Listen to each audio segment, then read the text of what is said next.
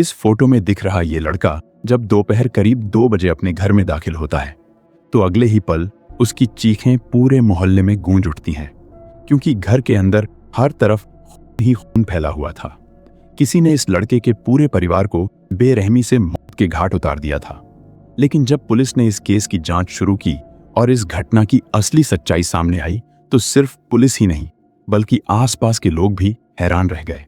शायद अभिषेक मलिक के परिवार ने कभी सोचा भी नहीं होगा कि एक दिन उनके साथ ऐसा कुछ हो जाएगा।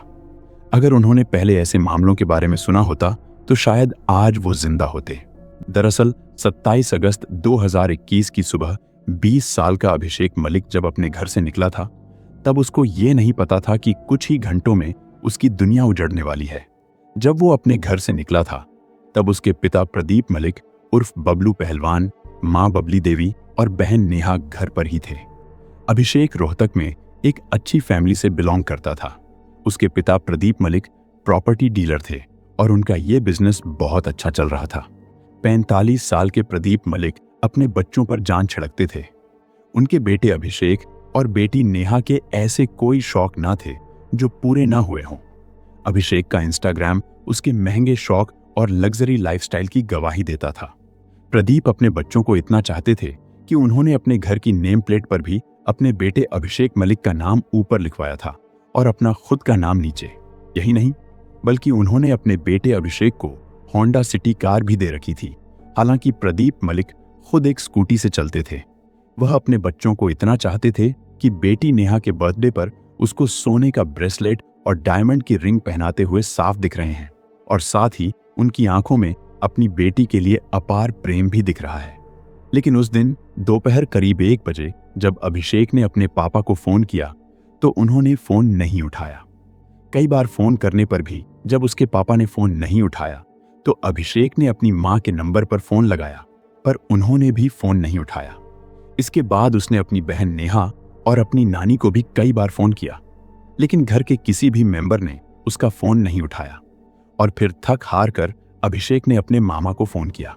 अभिषेक के मामा भी उनके घर के पास में ही रहते थे, इसलिए उसने फोन करके उनको बताया कि घर में कोई भी उसका फोन नहीं उठा रहा है। साथ ही घबराया हुआ अभिषेक तुरंत घर की ओर भागा। लेकिन जब 2 बजे के करीब अभिषेक अपने घर वापस पहुंचा तब वो हैरान रह गया, क्योंकि घर के मेन गेट पर ताला लगा था। ये देखकर अभिषेक और भी ज्यादा परेशान हो गया, क्योंकि उस दिन तो उसके घर वालों का कहीं भी जाने का प्लान नहीं था। उसने फिर से अपने सभी घर वालों को फोन लगाया, लेकिन उन सब के फोन या तो स्विच ऑफ थे या फिर उठाए नहीं गए, जिसकी वजह से अभिषेक का दिल किसी अनहोनी की आशंका में जोर जोर से धड़कने लगा। धीरे धीरे पड़ोसी और रिश्तेदार भी मलिक परिवार के घर के सामने इकट्ठा होने लगे थे, लेकिन किसी को भी ये समझ नहीं आ रहा था कि आखिर किसी को बताए बगैर पूरा का पूरा परिवार कहाँ चला गया। और जब अभिषेक से नहीं रहा गया तो वो अपने चाचा के घर से लगी दीवार को फांदकर अपने घर के अंदर चला गया। लेकिन अंदर का नजारा देखकर अभिषेक चीखने और चिल्लाने लगा। उसकी चीखों पुकार से मोहल्ले वालों के भी दिल दहल गए। घर के अंदर दरवाजे के नीचे से खून आ रहा था, जिससे साफ दिखाई दे रहा था कि घर में किसी वारदात को अंजाम दिया गया है। ये सब देखकर और अभिषेक की चीखों पुकार को सुनकर पड़ोस के लोग भी दीवार को फांदकर घर के अंदर चले गए। लेकिन घर के अंदर का दृश्य बहुत भयानक था, क्योंकि सुबह के समय अभिषेक के घर से बाहर चले जाने के बाद उसके पूरे परिवार को गोलियों से छलनी कर दिया गया था। और वो आलीशान घर, जिससे कल तक घर वालों के हंसने और बोलने की आवाजें आया करती थी, आज वो घर उन्हीं घर वालों के लहू से रंगा हुआ था। घर के अलग अलग कमरों में अलग अलग परिवार वालों की लाशें पड़ी हुई थीं। सभी को क्लोज रेंज से, यानी बिल्कुल पास से सिर में गोली मारी गई थी और प्रदीप मलिक के सिर में तो 3 गोलियां मारी गई थी, जिससे साफ लग रहा था कि जिस किसी ने भी इस वारदात को अंजाम दिया था वो नफरत की आग में जल रहा था। इसके बाद वहां पर मौजूद लोगों ने इस घटना की जानकारी पुलिस को दे दी। एक ही परिवार के 4 लोगों के कत्ल की बात सुनकर रोहतक पुलिस डिपार्टमेंट में भी खलबली मच गई। रोहतक पुलिस आनन फानन में प्रदीप मलिक के घर पर पहुंची। वहां पर अभिषेक का रो रो कर बुरा हाल था। उसकी दिल दहला देने वाली चीखों से लोगों का कलेजा मुंह को आ रहा था। लेकिन जब रोहतक पुलिस घर के अंदर पहुंची तो उन्होंने देखा कि अभिषेक की बहन नेहा की सांसें चल रही हैं। गंभीर रूप से घायल नेहा को तुरंत रोहतक पीजीआई हॉस्पिटल ले जाया गया। वहां पर तुरंत ही नेहा का इलाज शुरू कर दिया गया। सिर में गोली लगने की वजह से वो कोमा में चली गई थी, लेकिन अभी वो जिंदा थी। नेहा के जिंदा बच जाने से ये उम्मीद जगी थी कि शायद हो सकता है अभिषेक का पूरा परिवार उजड़ने से बच जाए। इधर रोहतक पुलिस के सामने भी कई सवाल थे, क्योंकि एक ही परिवार के 4 लोगों के सिर में गोली मारे जाने की घटना ने पूरे शहर में दहशत का माहौल पैदा कर दिया था। असल में प्रदीप मलिक का प्रॉपर्टी डीलिंग का काम था, जिसे वो अपने भाई और साले के साथ पार्टनरशिप में करते थे।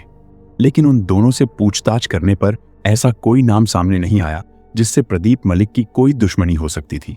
लेकिन पुलिस के मन में अभी भी कई हैरान कर देने वाले सवाल थे, जैसे कि मलिक परिवार को करने के बाद कातिल ने घर के मेन गेट पर ताला क्यों लगाया था, और उसको ये कैसे पता था कि घर का ताला और उसकी चाबी कहां रखे जाते हैं। और अगर ये वारदात प्रदीप मलिक से किसी दुश्मनी की वजह से की गई थी तो घर के बाकी लोगों का क्यों किया गया था, और अगर दुश्मनी किसी पर्सनल मैटर की वजह से थी तो फिर अभिषेक कैसे जिंदा बच गया था, और इस वारदात में एक व्यक्ति का हाथ था या फिर इसमें कई लोग शामिल थे। सवाल तो बहुत थे, लेकिन जवाब एक भी नहीं था। इधर रोहतक पुलिस मामले की तफ्तीश में जुटी थी।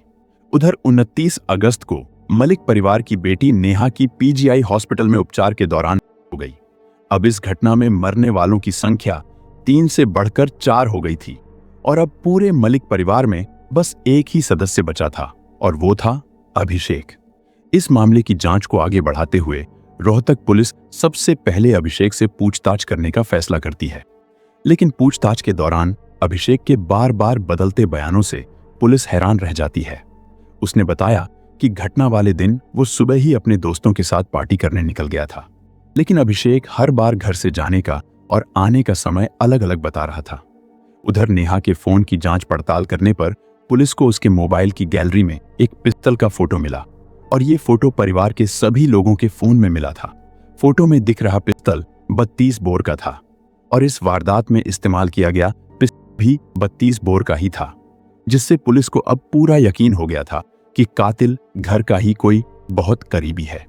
पूछताछ के दौरान अभिषेक अपने परिवार वालों के साथ अपने संबंधों के बारे में भी सही से कोई जानकारी नहीं दे रहा था। पुलिस ने तफ्तीश के दौरान यह तो पता लगा लिया था कि अभिषेक का अपने परिवार वालों के साथ काफी दिनों से विवाद चल रहा था, और उनके घर में आए दिन झगड़ा होता था। नानी को भी अभिषेक को समझाने के लिए ही बुलाया गया था। पुलिस को आसपास के सभी सीसीटीवी फुटेज चेक करने पर घटना वाले दिन कोई भी संदिग्ध व्यक्ति प्रदीप मलिक के घर आता या जाता दिखाई नहीं दिया। इसके अलावा पुलिस अब तक ये भी पता कर चुकी थी कि चारों कत्ल एक ही पिस्तौल से किए गए थे, यानी कातिल एक ही व्यक्ति था, जिससे पुलिस को अब अभिषेक पर ही शक होने लगा था। और जब पुलिस ने अभिषेक को कस्टडी में लेकर उससे पूछताछ की तो अभिषेक पुलिस के सवालों के जवाब ठीक से नहीं दे रहा था। वो बार बार अपने बयान को बदल रहा था। इसलिए जब पुलिस ने मजबूरन अभिषेक से कड़ाई से पूछताछ की तो पुलिस की सख्ती के आगे अभिषेक टूट गया, और फिर उसने बर्बरता की। जो दास्तान सुनाई उसे सुनकर हर कोई हैरान रह गया। अभिषेक ने पुलिस को बताया कि वो समलैंगिक है और उसके अपने ही एक दोस्त कार्तिक के साथ शारीरिक संबंध थे, जिसके प्यार में अभिषेक पागल था। अभिषेक के उस दोस्त कार्तिक का आना जाना उसके घर पर भी था। कार्तिक अभिषेक के घर पर 10-10 दिन तक भी रुक जाया करता था। ये दोनों होटल जाते थे, गाड़ियों में घूमते और मौज मस्ती करते थे। कार्तिक का सारा खर्चा भी अभिषेक ही उठाता था। अभिषेक और उसका पार्टनर अभिषेक के घर में भी संबंध बनाते थे। लेकिन फिर एक दिन ये बात अभिषेक की बहन नेहा को पता चल गई थी, और नेहा ने ये बात अपने घर वालों को बता दी थी। पुलिस की माने तो इस वजह से ही अभिषेक और उसके घर वालों के बीच झगड़ा रहने लगा था, जिसके बाद उन्होंने कार्तिक को अपने घर आने से मना कर दिया था। लेकिन उनके घर में झगड़ा हद से ज्यादा तब बढ़ा जब अभिषेक ने अपने परिवार वालों से जेंडर रीअसाइनमेंट सर्जरी, यानी लड़के से लड़की बनने को लेकर सर्जरी करवाने के लिए एक बड़ी रकम की मांग करनी शुरू कर दी।